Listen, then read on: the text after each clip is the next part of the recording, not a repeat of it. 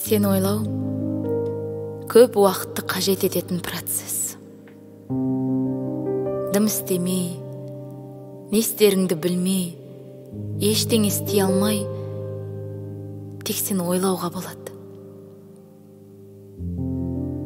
Қарбалас қалада иығыңды соғып өтіп жататын адамдар арасында жүріп, кешқұрым Фредерик Шопенді тыңдай отырып, немесе алғызыл шараптың иісіне масайып ұйқыға кеткенше сен ойлауға болады.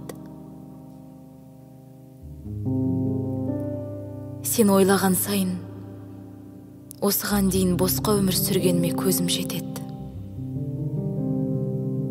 Сен ойлаған сайын, келесі ғұмырымда не істейтінімді де жоспарлап қойғым келеді.